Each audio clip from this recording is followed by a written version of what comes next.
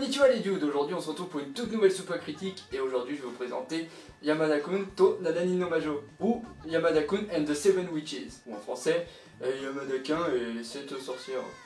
L'anime est adapté du manga du même nom de Yoshikawa Miki qui est apparu dans le Shonen Weekly Jump. Sa première publication date du 22 février 2012 et compte actuellement 21 tomes. Et l'anime est réalisé par Takuno Tomoki des studios Hidden Film et sa première apparition à l'écran date du 12 avril 2015 et compte pour la première saison 12 épisodes. C'est un shonen, romance, fantastique, harem et comédie.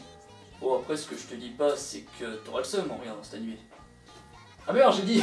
Ouais mais bon pour comprendre faudrait que tu regardes la fin de la critique, mais pour pouvoir regarder la fin de la critique il faudrait que tu regardes l'animé et t'auras le seum en regardant l'animé et du coup je te remettrai une couche en faisant une critique là-dessus et du coup faudrait que tu regardes l'animé et après je te remettrai une couche en faisant une critique.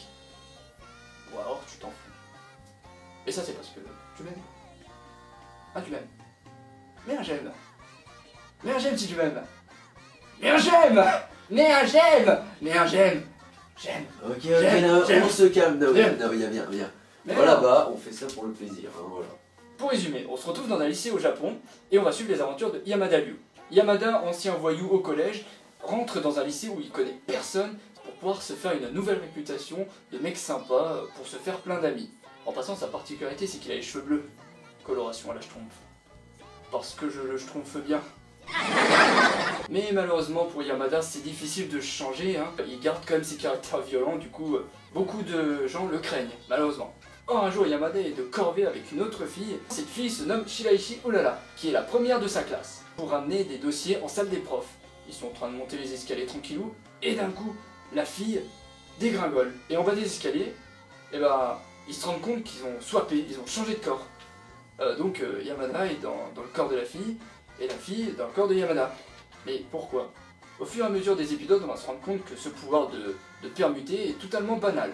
Et en fait, on se rend compte que ce pouvoir, c'est le pouvoir d'une sorcière. En passant, il y en a 7, si vous n'avez pas remarqué. Et du coup, on va se rendre compte que Yamada n'est pas qu'un simple voyou ordinaire, car il est capable de copier les techniques des sorcières et de se les approprier. Comment? Par un bisou sur la bouche. Après cette étonnante découverte, Yamada et Shiraishi ont décidé de s'inscrire au club du surnaturel avec deux autres amis pour ainsi découvrir le secret des sorcières et de toutes les retrouver. Et ainsi découvrir le secret de ce lycée. Et de bisous en bisous, Yamada va avancer dans l'histoire. Mon point de vue, bien aimé l'animé. Non, je l'ai bien aimé. Si ce n'est que, après les 12 épisodes, j'étais mort. J'étais en mode position fétale dans ma chambre pendant 2 semaines, j'ai plus bougé. Après les personnages sont bien écrits, mis à part Yamada, on sait pas si c'est un gros duo ou un gros fragile.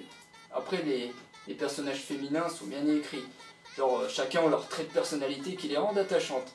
Même si tout cela reste assez cliché quoi, genre la fille à lunettes otaku, la jeune bourge avec son parapluie ou la cheveux mauve tsundere qui est secrètement amoureux du garçon.